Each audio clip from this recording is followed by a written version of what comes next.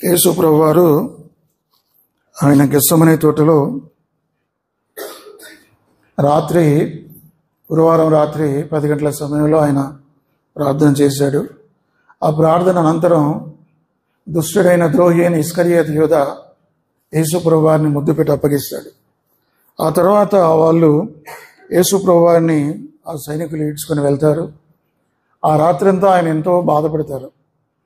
ఒకే ఒక్క రాత్రి మానవ చరిత్రలో 6 కోర్టు ట్రయల్స్ ఎదుర్కొన్న ఏకైక వ్యక్తి యేసు ప్రభువారు. మొట్టమొదటిగా ప్రధాన యాజకుడైన అన్న యొద్దకు ఆయన తీసుకుని వెళ్తారు. అది ఫస్ట్ ట్రయల్. ఆ తర్వాత మరి కాయప యొద్దకు తీసుకుని వెళ్తారు, రెండవది. మూడవది మహాసభ, సెనేటిన్ మహాసభ అంటారు, తీసుకుని వెళ్ళారు. కాబట్టి 3 ఇవి యూదుల ట్రయల్స్ అంటారు వీటిని.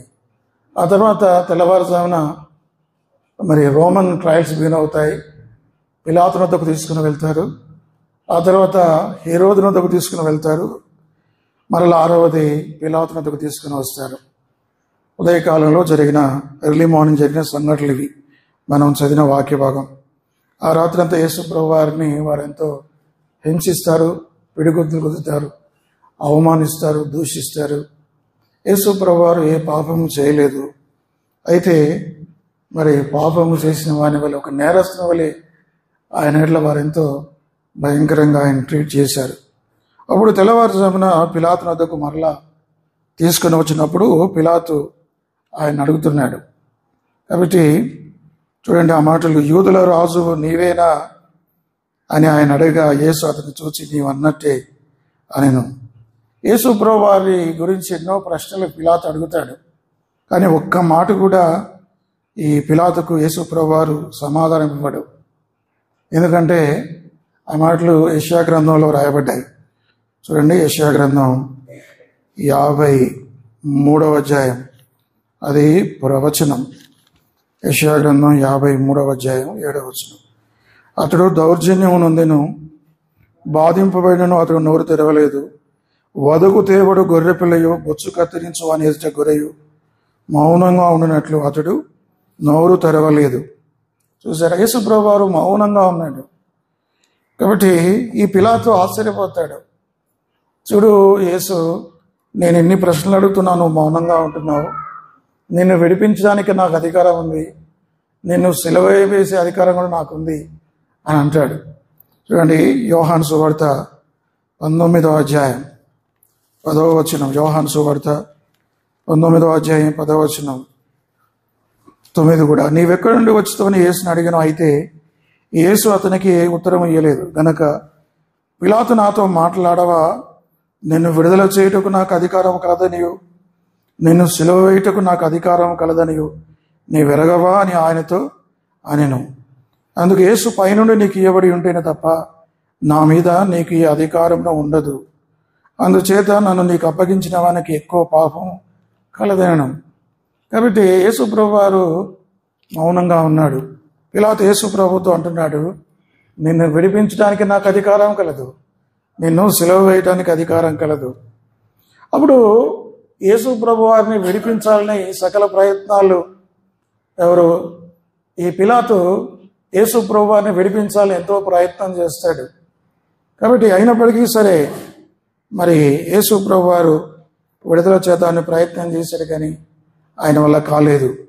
కాబట్టి ఇక్కడ చూడండి ఆ మాటలు, మత్తయి సువార్త 27వ అధ్యాయం 15వ వచనం. జనులు కోరుకోయిన ఒక ఖైదీని పండుగలో విడుదల చేయుట అధిపతికి వాడుక. 27వ అధ్యాయం 15. మత్తయి సువార్త 16వ వచనం. ఆ కాలమందు బరబ్బను ప్రసిద్ధుడైన ఒక ఖైదీ చెరసాలలో ఉండెను. 17. కాబట్టి జనులు కూడి వచ్చినప్పుడు పిలాతు, నేను ఎవరిని విడుదల చేయవాలని మీరు కోరుచున్నారు, బరబ్బనా లేక క్రీస్తునబడిన యేసునా అని వారిని అడిగాను. కాబట్టి మీరు ఎవరిని కోరుకుంటారు, బరబ్బనా యేసునా? ఇప్పుడు వాక్యం వింటున్న మీరు ఎవరిని కోరుకుంటారు? Whom do you choose, Jesus or Barabbas? ఇది మన ముందున్న ప్రశ్న. ఈ లోకమంతా యేసును కోరుకోవట్లేదు, కానీ బరబ్బానే కోరుకుంటుంది. ఇప్పుడు మనం ఎవరిని కోరుకుందాం? బరబ్బాను కోరుకుందామా? ఇది పిలాతు ప్రశ్న. మీరు ఎవరిని కోరుకుంటారు అంటే వాళ్ళు బరబ్బాను కోరుకున్నారు. మరి యేసుని ఏం చేయాలి? యేసును సిలువ వేయమని చెప్పారు. కాబట్టి ఈ బరబ్బా ఎవరు అంటే అతను ఒక ప్రసిద్ధి ఖైదీ. వాడు ఖైదీలో చెరసాల్లో ఉన్నవాడు. అలాంటి వారిని వారు కోరుకున్నారు. మార్కు సువార్త 15వ అధ్యాయం 7వ వచనంలో ఈ బరబ్బా గురించి కొన్ని మాటలు రాయబడ్డాయి. 6-7 ఆ పండుగలో వారు కోరుకున్న ఒక ఖైదీని పిలాతు విడిపించువాడు అధికారులను ఎదిరించి కలహములో నరహత్య చేసిన వారితో కూడా బంధింపబడి ఉండిన బరబ్బా అని ఒకడు ఉండెను. ఈ బరబ్బా ఎలాంటి వాడు? వాడు ఖైదీ. వాడు అధికారులను ఎదిరించిన వాడు. కలహములలో నరహత్య చేసిన వారిలో కూడా బంధించబడి ఉండిన బరబ్బా అని ఒకడు ఉండెను. బరబ్బా ఎవరు అంటే అతను ఒక ఖైదీ. అతను నేరస్తుడు. అది మాత్రమే కాదు, అతను ఎవరంటే నరహత్య చేసిన వాడు, కలహాన్ని రేపినవాడు, రోమాకు వ్యతిరేకంగా తిరిగినవాడు, రోమా సామ్రాజ్యాన్ని ఎదిరించిన వాడు ఈ పిలాతు. అంత మాత్రమే కాదు, ఈ పిలాతు ఇంకెవరంటే లూకాసు వార్త 23వ అధ్యాయం 9వ వచనంలో కూడా అతని గురించి రాయబడింది. లూకాసు వార్త 23వ అధ్యాయం 9వ వచనం.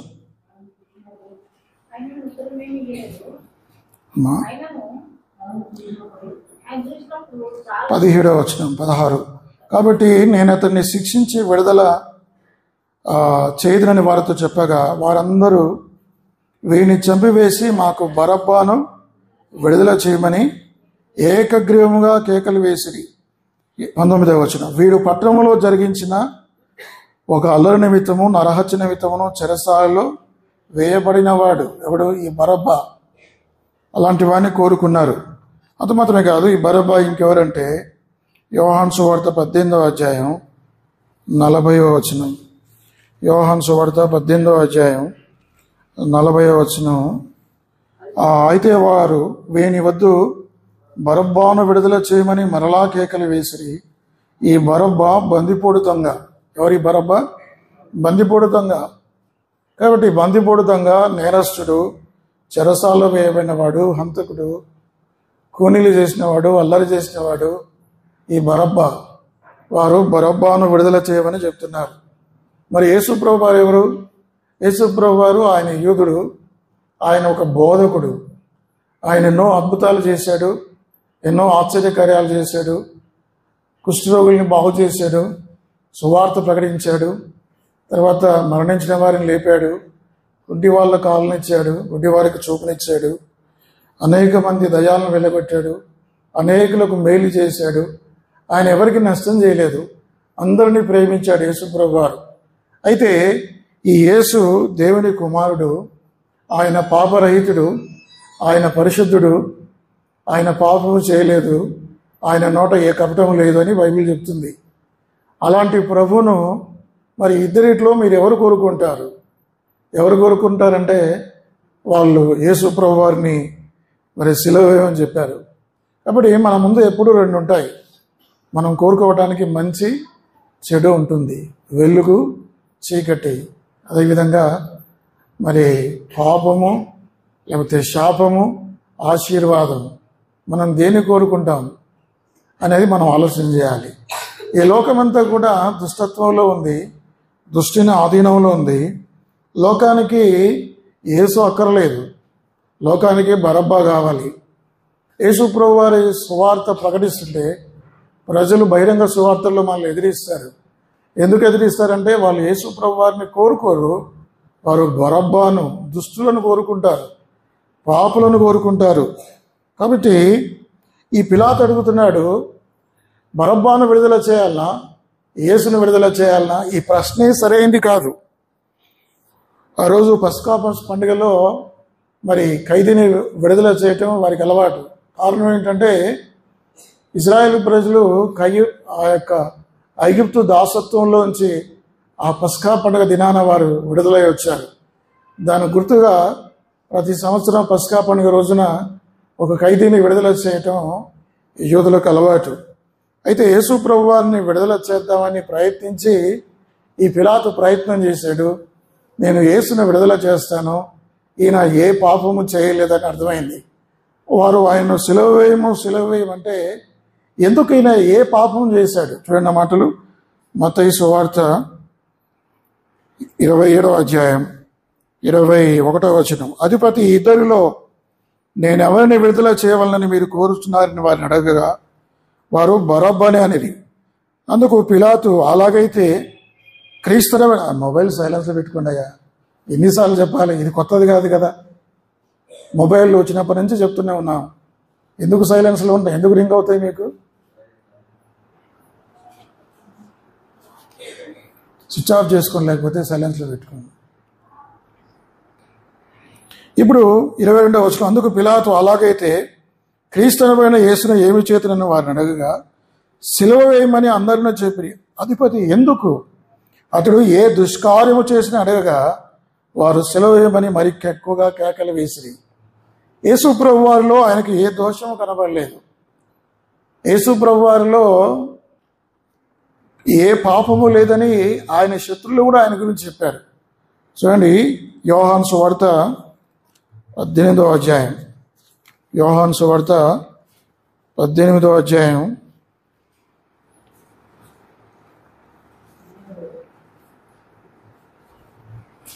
38వ వచనం కింది భాగంలో ఉంది. అతడు ఈ మాట చెప్పి బయట ఉన్న యూదుల యొద్దకు తిరిగి వెళ్ళి అతని యందు ఏ దోషమును నాకు కనబడలేదు. చూసారా, ఏ దోషము నాకు కనబడలేదు. 19వ అధ్యాయం 4వ వచనం. ఇదిగో పిలాతు మరలా వెలుపలికి వచ్చి, ఇదిగో ఈయన యందు ఏ దోషము నాకు కనబడలేదని మీకు తెలియనట్లు ఈయన మీ యొద్దకు వెలుపలికి తీసుకుని వచ్చిందని వారితో అనెను. 6వ వచనం. ప్రధాన యాజకులను బంట్రోతులను ఆయన చూచి సిలువ వేయమని కేకలు వేయగా పిలాతు ఆయన యందు ఏ దోషము నాకు కనబడలేదని. చూసారా, 3 సార్లు ఈ మాట చెప్పాడు. ఎవరు? పిలాతు. ఆయన యందు నాకు ఏ దోషము కనబడలేదు. యేసు ప్రభు వారిలో ఆయన శత్రువులు కూడా ఆయనలో ఏ నేరాన్ని కనుగొలేకపోయారు. పిలాతు భార్య అన్నది, ఆ నీతి మంత్రి జోలికి నీవు వెళ్ళవద్దు. పిలాతు భార్య కూడా యేసు ప్రభు వారి గురించి సాక్ష్యం ఇచ్చింది, ఆ నీతి మంత్రి జోలికి నీవు వెళ్ళవద్దు. శిలువ మీద దొంగ ఆయన గురించి చెప్పాడు, మనకైతే ఇది న్యాయమే, ఈయన ఏ తప్పిదము చేయలేదు. ఆ శతాధిపతి యేసు ప్రభు వారిని శిలువను వేసిన శతాధిపతి కూడా సెంచురీ అన్నాడు, ఈయన నిజముగా దేవుని కుమారుడు, ఈయన నీతిమంతుడని సాక్ష్యం ఇచ్చాడు. ఆయన అప్పగించిన ఇస్కరియోతు యూదా అన్నాడు, నేను నిరపరాధ రక్తమును అప్పగించి పాపం చేస్తున్నా అన్నాడు. హేరోదు అన్నాడు, హేరోదునకు కూడా ఆయనలో ఏ పాపము కనబడలేదు. చూసారా, ఇంతమంది యేసు ప్రభువుకు చెందని వాళ్ళు కూడా యేసు ప్రభు వారి గురించి సాక్ష్యం ఇచ్చారు. యేసు ప్రభు వారు తన గురించి తాను చెప్పుకుంటున్నాడు, నా యందు పాపం ఉన్నదని మీలో ఎవడు స్థాపించను. ఆయన అపోస్తులు కూడా ఆయన గురించి చెప్పారు. ఆయన ప్రవక్తలు కూడా యెషయా గ్రంథం 53వ అధ్యాయంలో అతని నోట ఏ కపటమును లేదు అని 700 సంవత్సరాల క్రితం క్రీస్తు పూర్వం యెషయా కూడా ప్రవచించాడు. అదేవిధంగా ఆయన అపోస్తలు పౌలు అన్నాడు 2వ కొరింథీ 5:21లో ఆయన పాపము ఎరగనివాడు అని చెప్పాడు. పేతురు ఆయన గురించి సాక్ష్యం ఇచ్చాడు. 1 పేతురు 2:22లో ఆయన పాపము చేయలేదు అని చెప్పాడు. యోహాను ఆయన గురించి సాక్ష్యం చెప్పాడు. 1 యోహాను 3:5లో ఆయన యందు పాపము లేదు, in him is no sin. ఇంతమంది సాక్ష్యం ఇచ్చారు ఆయన గురించి. ఆయనలో ఏ పాపము లేదని 2000 సంవత్సరాల నుంచి ఆయనలో పాపము కనుక్కోవాలని చాలామంది ప్రయత్నం చేస్తున్నారు. కానీ రకరకాల పుకారులు షికారులు చేస్తున్నారు. కానీ ఎవరు కూడా ఆయనలో పాపం ఉన్నదని ఎవడు స్థాపించలేకపోయాడు. కాబట్టి వీటన్నిటిని చూస్తే యేసుక్రీస్తు వారు పరిశుద్ధుడు. ఈ పరిశుద్ధుడైన యేసును వాళ్ళు ఏమని కేకలు వేస్తున్నారంటే, బంట్రోతులు యూదులు ఏమని కేకలు వేస్తున్నారు? సిలువ వేయమని కేకలు వేస్తున్నారు. సిలువ ఎవరికి వేస్తారు? సిలువ మరణము శాపగ్రస్తమైనది. కాబట్టి ఆ రోజుల్లో బహుభయంకరమైన మరణం ఏదైనా ఉందంటే అది సిలువ మీద సిలువను వేసిన తర్వాత అలాగే ఉంచుతారు. ఆ సిలువ మీద అలాగే ఉంచిన తర్వాత కొన్ని రోజులు అతడు మరణిస్తాడు.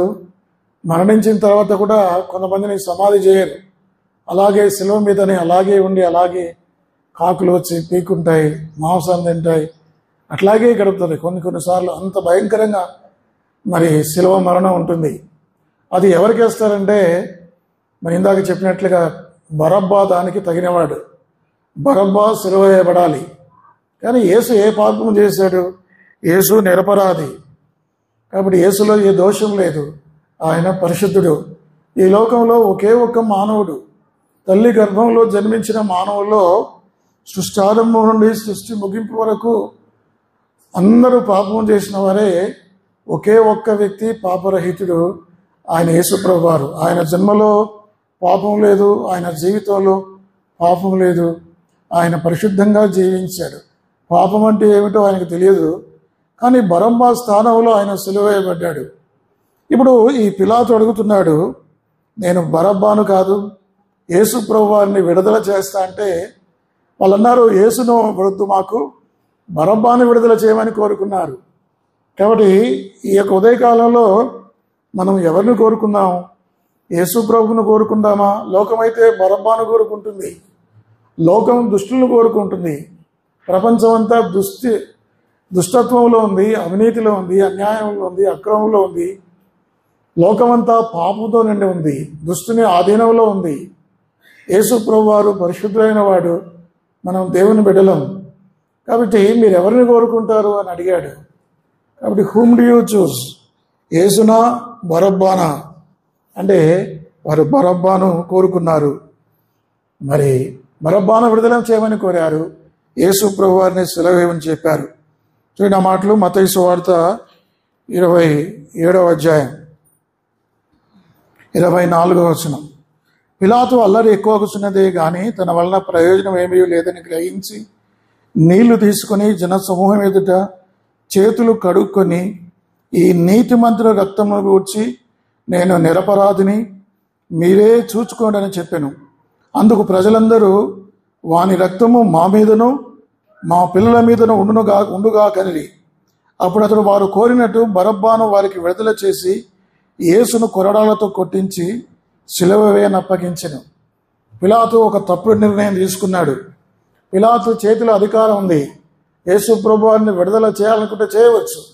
యేసుతో అన్నాడు ఆ మాటలు, నేను నిన్ను విడుదల చేయడానికి నాకు అధికారం ఉంది, నేను సిలువ వేయడానికి నాకు అధికారం ఉంది. కాబట్టి పిలాతు తప్పుడు నిర్ణయం, ప్రజలకు భయపడి, యూదులకు భయపడి ఒక తప్పుడు నిర్ణయం, యేసు ప్రభువారిని సిలువకు అప్పగించాడు, బరబ్బాను విడుదల చేశాడు. ఇది చారిత్రక తప్పిదం. ఆ తర్వాత చరిత్రలో చెప్తుంది ఏమిటంటే, పిలాతు చేసిన పనికి ఆ తర్వాత అతను ఉరి వేసుకొని ఆత్మహత్య చేసుకున్నట్లుగా బైబిల్ చెప్తుంది. బైబిల్ చెప్పట్లేదు, చరిత్ర చెప్తుంది. పిలాతు అంతం ఏమైందంటే, యేసు ప్రభు వారిని సిలువ వేయటం వల్ల, సిలువకు అప్పగించడం వల్ల ఆయన ఆ తర్వాత కాలంలో నెమ్మది లేకుండా, సమాధానం లేకుండా అయిపోయాడు. చివరికి ఆ స్ట్రెస్, ఆ ఒత్తిడి భరించలేక ఆత్మహత్య చేసుకున్నట్లుగా ఉంది. అంతకాత్రమే కాదు, ఆ ప్రజలు అంటున్నారు, ఈయన రక్తం మా మీదను మా పిల్లల మీదను ఉండనిమ్మని వారు కేకలు వేశారు. ఒకవేళ యేసుక్రీస్తు ప్రభువారు కలవరి సిలువలో, తండ్రి వీరేమి చేస్తున్నారో వీరు ఎరగన గనుక వీరిని క్షమించమని ప్రార్థన చేయకపోతే, ఎంతమంది అయితే యేసు ప్రభువారిని సిలువ వేశారో ఆ సైనికులే కానీ, లేకపోతే యూదులే కానీ, ప్రధాన యాజకులే కానీ, పరిచయులే కానీ, వారందరినీ దేవుడు అప్పుడే శిక్షించేవాడు. వారు వారి పిల్లలు సంహరించబడేవారు. యేసు ప్రభువారు కలవరి శిలువలో వారి పక్షాన తండ్రిని వేడుకున్నాడు, తండ్రి వీరిని క్షమించమని చెప్పాడు. అందుకని వారు మిగిలిపోయారు. అప్పటికి యేసుక్రీస్తు ప్రభువారి ప్రార్థన బట్టి వారి మీదకి వచ్చే శిక్ష 40 సంవత్సరాలు పోస్ట్పోన్ అయింది. క్రీస్తు శకం 30లో యేసు ప్రభువారు సిలువ వేయబడ్డాడు. క్రీస్తు శకం 70లో 40 సంవత్సరాలు యూదుల మధ్యలో సువార్త ప్రకటించబడింది. అపోస్తలులు గొప్ప అద్భుత కార్యాలు చేశారు. అయితే క్రీస్తు శకం 70వ సంవత్సరంలో రోమన్ సైన్యాధిపతి టైటస్ అని వచ్చి యెరూషలేము మొత్తం పాడు చేశాడు. యెరూషలేములో కొన్ని లక్షల మంది యూదులు చంపబడ్డారు. యెరూషలేము గోడలు రక్తసిక్తమయ్యాయి. యెరూషలేములో ఉన్న దేవాలయాన్ని పడగొట్టాడు. అనేక మంది చెరబట్టుకుని వెళ్ళిపోయారు. 40 సంవత్సరాలు దేవుడు వారికి అవకాశం ఇచ్చాడు. ఈ 40 సంవత్సరాల సమయాన్ని వారు వ్యర్థం చేశారు. కాబట్టి యేసు ప్రభు వారి ప్రార్థన బట్టి 40 సంవత్సరాలు తీర్పు వారి మీదకి వాయిదా వేయడం జరిగింది. 40 సంవత్సరాలు దేవుడు వాయిదా వేశాడు, కానీ ప్రజలు మారు మనసు పొందలే. ఆ తర్వాత మన వాక్య భాగంలోకి వస్తే, ఇప్పుడు సిలువ ఒక్కటే, వ్యక్తులు ఇద్దరు. సిలువ ఒక్కటే, వ్యక్తులు ఇద్దరు. బరబ్బా సిలువ వేయబడితే యేసు విడుదల చేయబడతాడు. ఒకవేళ యేసు విడుదల చేయబడితే బరబ్బా సిలువ వేయబడతాడు. ఈ ఇద్దరిలో ఎవరు సిలువ వేయబడాలి? అప్పుడు యేసు ప్రభు వారు అనుకున్నారు, బరబ్బాను విడుదల చేస్తే బాగుండు, నన్ను సిలువ వేయండి అన్నట్లుగా ఆయన హృదయంలో ఉంది. ఎందుకంటే బరబ్బా స్థానంలో నేను సరిపోతాను. కాబట్టి మనం అందరం బరబ్బా లాంటి వాళ్ళమే. అంటే మీరు అనుకోవచ్చు, ఎందుకు మనం బరబ్బాలో మనం ఏమైనా హత్య చేసామా, నేనేమైనా బందిపోడు దొంగనా, నేనేమైనా నేరస్తున్నా, నేనేమైనా ఖైదీనా మీరు అనుకోవచ్చు. అలాంటి పాపాలు మనం చేయకపోవచ్చు, కానీ మనం కూడా చెడ్డవాళ్ళమే, మనం కూడా అనీతిమంతులమే, మనమందరం కూడా పాపులమే. కాబట్టి పాపం అనేది చిన్న పాపమైనా పెద్ద పాపమైన పాపమే. పాపము వలన వచ్చు జీతము మరణం, పాపములు కాదు. కాబట్టి అబద్ధమాడినా నరకంలో వేయబడతాడు, నరహత్య చేసినా నరకంలో వేయబడతాడు. ఒక రకంగా చెప్పాలంటే బరబ్బా స్థానంలో మనం ఉన్నాం. బరబ్బా స్థానాన్ని యేసు ప్రభు వారు తీసుకున్నాడు. ఆ దినం బరబ్బా సిలువ వేయబడితే బరబ్బా చనిపోయేవాడు, బరబ్బా నరకానికి వెళ్ళేవాడు. కానీ బరబ్బా స్థానంలో యేసు ప్రభు వారు సిలువ వేయబడ్డాడు. బరబ్బా పాపి, బరబ్బా నేరస్తుడు, బరబ్బా దుండగుడు, బరబ్బా ఖైదీ, హంతకుడు. అయితే యేసు పరిశుద్ధుడు, పాపం లేనివాడు. కాబట్టి యేసుక్రీస్తు వారు మన స్థానాన్ని ఆయన తీసుకున్నాడు. 1 పేతురు 2వ అధ్యాయం 24వ వచనం మాట చదవండి.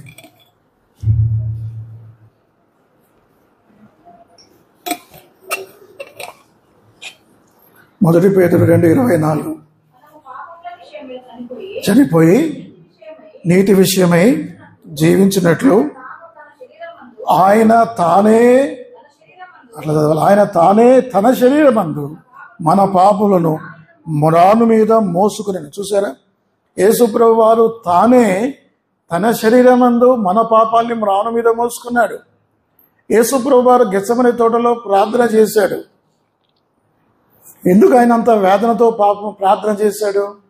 నిజంగా సిలువకు భయపడి, మరణానికి భయపడి ఆయన ప్రార్థన చేశాడా? మీరు చెప్పండి, యేసుప్రభు వారు భయపడేవాడా? అసలు ఎప్పుడు ఎవరికి భయపడా? ఆయన ఎవరిని లెక్క చేయడు కదా, నిర్మోహమాటస్తుడు యేసుప్రభు వారు. ఎంతటి వాడినైనా సరే, మరి ఆ నక్కతో చెప్పండి, హేరోదు గురించి అన్నాడు. పరిశీలన నేరుగా మీరు సున్నపు కొట్టిన సమాధులని చెప్పాడు. సర్ప సంతానమని ఎదిరించాడు. అస్సలు యేసుప్రభు వారు ఎంతో ధైర్యవంతుడు. అలాంటి ప్రభు చివరి నిమిషంలో ఎందుకు గెత్సెమనే తోటలో అంతగా ఆయన వేదన పడి ప్రార్థన చేశాడంటే, మరణానికి భయపడి కాదు, కానీ ఎందుకోసం ఆయన ప్రార్థన చేశాడంటే, కొన్ని కోట్ల మంది ప్రజల పాపాలు తండ్రి నీ చిత్తమైతే ఈ గిన్నె నా యొద్ద నుండి తీసివేయం. ఏమిటి ఈ గిన్నె అంటే, ఆ గిన్నె దేవుని కోపం అనే పాత్ర. ఏమిటి ఆ గిన్నె అంటే, సమస్త మానవుల పాపముల పాత్ర.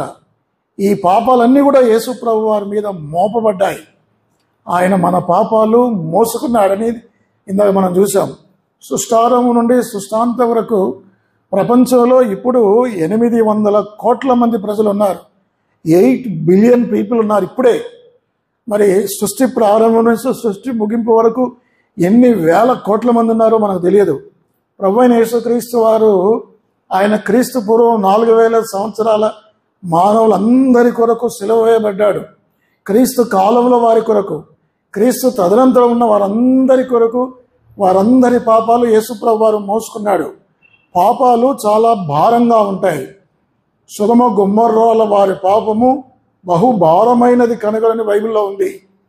యేసుప్రభు వారి కాడి ఎలా ఉంటుంది? చాలా తేలిగ్గా ఉంటుంది. నా భారము తేలికగాను, నా కాడి సులువుగాను ఉంది. పాపం ఎలా ఉంటుంది? చాలా దానికి వెయిటేజ్ ఎక్కువ. అయితే ఒక వ్యక్తి పాపమే ఒక వ్యక్తి 50, 60, 70 సంవత్సరాలు బ్రతికితేనే కొన్ని వేల పాపాలు చేస్తాడు. అట్లాంటిది కొన్ని వేల కోట్ల మంది ప్రజల పాపాలు ఎంత భారమైందో. పరిశుద్ధమైన యేసు ప్రభువారి దేహం మీద తండ్రి అయిన దేవుడు మన పాపాలు ఆయన మీద మోపాడు. ఆ మధ్యాహ్నం శుభ శుక్రవారం 12 నుంచి 3 గంటల సమయంలో అందరి పాపాలు యేసు ప్రభువారి మీద పడ్డాయి. 2000 సంవత్సరాల తర్వాత జన్మించిన మన పాపాలు లిటరల్గా యేసు ప్రభువారు ఆయన మోసుకున్నాడు. ఎప్పుడు 2000 సంవత్సరాల క్రితమే నా పాపాలన్నీ కూడా ఆయన మీద మోపబడ్డాయి. క్రీస్తు పూర్వం వారి పాపాలు, క్రీస్తు తదనంతరం వారి పాపాలు యేసు ప్రభువారు మోసుకున్నాడు. అందుకే మనకు విడుదలైంది. మనం ఎందుకు నరకానికి వెళ్ళట్లేదంటే మన కొరకు యేసు ప్రభువారు ప్రాయశ్చిత్తం చేశాడు. మనకు బదులుగా మన స్థానంలో చనిపోయాడు. బరబ్బా స్థానంలో యేసు ప్రభువారు చనిపోయాడు.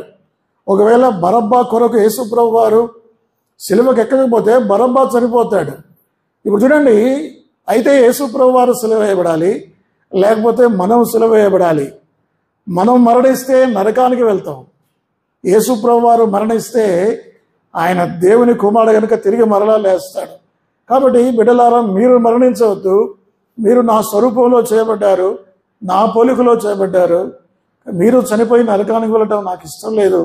రెండవ మరణం మీరు చవి చూడకూడదని చెప్పి దేవుని కుమారుడు మనల్ని ప్రేమించి మన స్థానంలో ఆయన చనిపోయాడు. ఆ మాటకు వస్తే ఆ సిలువ ఎవరిది? ఆ సిలువ ఎవరిది? బరబ్బాది. ఇప్పుడు ఆ సిలువ ఎవరిది? నీది, నాది. మనం పాపం చేశాం కాబట్టి సిలువలో మేకులు మనకు రావాలి. ఆ కొరడా దెబ్బలు నావి. ఆ యొక్క ముళ్ళ కిరీటం నీకు నాకు ధరించబడాలి. ఆ యొక్క పక్కల్లో బల్లపోటు అది నీకు నాకు చెందింది. యేసు ప్రభువారు పాపరహితుడు, పరిశుద్ధుడైన యేసు. మరి ఆయన నీ కొరకు నా కొరకు చనిపోయాడు. ఈ శుభ శుక్రవారం అయినా సరే, ఈరోజైనా మీరు యేసు ప్రభువారు మిమ్మల్ని ఎంత ప్రేమించాడో, మీ కొరకు ప్రాణం పెట్టాడు. ప్రాణాలు తీసేవారున్న ఈ రోజుల్లో ప్రాణం పెట్టేవారు ఎవరుంటారు? తన స్నేహితుల కొరకు ప్రాణం పెట్టువానికంటే ఎక్కువైన ప్రేమ గలవాడు ఎవడను లేడు. ప్రభువైన యేసుక్రీస్తు వారు ఇష్టపూర్వకంగా ప్రాణం పెట్టాడు. ఈ lay down his life for us కదా. ఆయన యోహాను సువార్త 10వ అధ్యాయం 18వ వచనంలో అంటాడు, ఎవడును నా ప్రాణమును తీసుకొనడు, నా అంతటా నేనే దాన్ని పెట్టుచున్నాను, దాన్ని పెట్టుటకును నాకు అధికారం కలదు, తిరిగి తీసుకున్నట్టుకు నాకు అధికారం కలదు. యేసు ప్రభువు వారు ఇష్టపూర్వకంగా, తండ్రి అయిన దేవుడు బలవంతంగా చేసి సిలువలో త్రోయలే. యేసు ప్రభువు వారు ఇష్టపూర్వకంగా సిలువకి ఎక్కాడు. ఎందుకంటే మనం అంటే ఎంతో ఆయనకు ప్రేమ. ప్రేమ ఎప్పుడు కూడా త్యాగం చేస్తుంది. ప్రేమ అనేది మరి అవతల వ్యక్తి కొరకు మరణిస్తుంది. ప్రేమ అనేది మరణమంతా బలవంతమైందని బైబిల్ చెప్తుంది. యేసు ప్రభువు వారు మనల్ని ఎంత ప్రేమించాడంటే మన కొరకు ఆయన చావడానికి సిద్ధపడ్డాడు. సిద్ధపడడం కాదు, చనిపోయాడు కూడా, మరణించాడు. యేసు ప్రభువు వారు హతసాక్షి కాడు ఆయన. ఇప్పుడు చూడండి, చాలామంది ప్రవక్తలు, అపోస్తలులు, పరిశుద్ధులు వారు కూడా సెలవేయబడ్డారు, వారు కూడా హతసాక్షులు అయ్యారు. కానీ యేసు ప్రభువు వారు ఒక్కరే మన కొరకు పాపముగా చేయబడను. ఇప్పుడు మిగతా వాళ్ళు ప్రవక్తలు, పరిశుద్ధులు వారు హతసాక్షులు అయ్యారు, కానీ వారి రక్తం వల్ల మనకు పవిత్రత రాలేదు, వారి మరణం వల్ల కాదు. కానీ యేసు ప్రభువు వారి యొక్క రక్తమే, యేసు ప్రభువు వారు మన కొరకు పాపముగా చేయబడ్డాడు. యేసు ప్రభువు వారు మన కొరకు పాపముగా చేయబడ్డాడు, కానీ పాపిగా చేయబడలేదు. పొరపాటున ఎవరైనా తొందరపాటికి పాపి అనకూడదు. ఆయన పాపముగా చేయబడ్డాడు అంటే అర్థం ఏంటంటే మన పాపాలు ఆయన మీద మోపబడ్డాయి. ఉదయకాలంలో యేసు ప్రభువు వారు నీ కొరకు చనిపోయాడని, నీ కొరకు రక్తం కార్చాడు. ఆఖరి రక్తం బొట్టు వరకు ఆయన పొడిచినప్పుడు ఏమొచ్చాయి? రక్తంతో పాటు నీళ్ళు వచ్చాయి. అంటే మానవ శరీరంలో ఉన్న 6.5 లీటర్ల పరిశుద్ధమైన రక్తం ఆఖరి రక్తం బొట్టు వరకు ఆయన చిందించాడు. ఆయన ఒంట్లో ఇక రక్తము చుక్క లేనంతగా ఆయన కార్చాడు. యేసు రక్తము ప్రతి పాపం నుండి మనల్ని పవిత్రులుగా చేయను. యేసుక్రీస్తు ప్రభువారు నీ కొరకు ప్రాణం పెట్టాడు. బరబ్బా స్థానంలో ఆయన చనిపోయాడు. నీ స్థానంలో, నా స్థానంలో ఆయన చనిపోయాడు. బరబ్బా గురించి రాయబడిన కథ నేను మీకు చెప్తాను. ఆ తర్వాత బరబ్బా, అది బైబిల్లో లేవలేదు, కానీ బరబ్బా ఆ తర్వాత ఆయన విడుదల చేయబడిన తర్వాత మరి యేసు ప్రభునందు విశ్వాసం ఉంచాడట. అయ్యో ప్రభా, ఆ సిలువ నాది, నేను నేరస్తుని, నేను బందిపోటు దొంగను, ఆ సిలువ మీద చనిపోవాల్సింది నేను ప్రభా, నీవు ఏ నేరం చేయలేదు, ఏ దోషము చేయలేదని యేసు ప్రభు వారిని మరి పశ్చాత్తాపడ్డాడు. యేసు ప్రభు ఎదుట పశ్చాత్తాపడి ఆయన ఎదుట పాపము మరి యేసుక్రీస్తు ప్రభు వారు సిలువ వేయబడ్డాడు. కాబట్టి మత్తయి సువార్త 27వ అధ్యాయం, మత్తయి సువార్త 27వ అధ్యాయం దొరికిందా మీకు? దొరికిందా? మోజస్ చెప్ప 27వ అధ్యాయం, మత్తయి 27వ అధ్యాయం.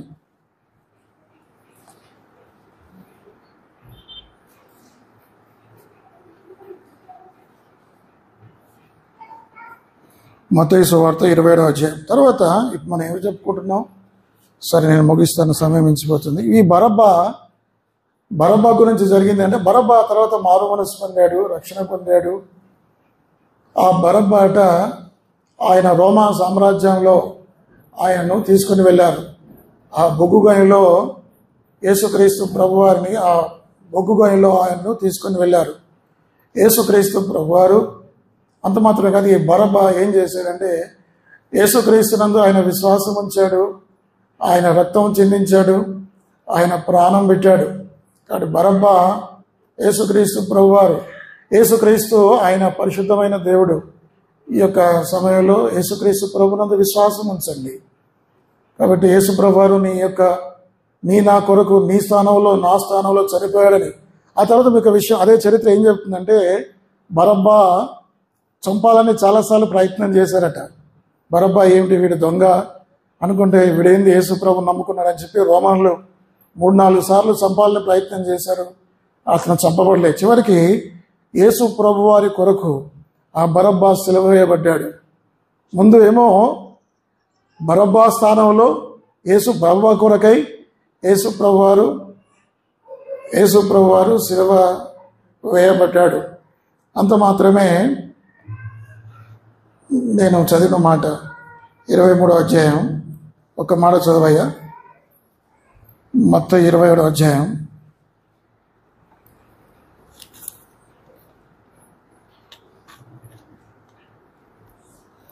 కాబట్టి బరబ్బా సిలువ వేయబడ్డాడు.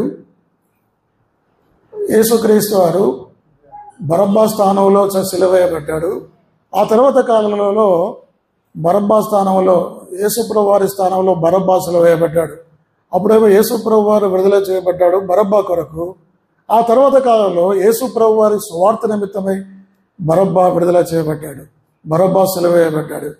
కాబట్టి బరబ్బా క్రీస్తు కొరకు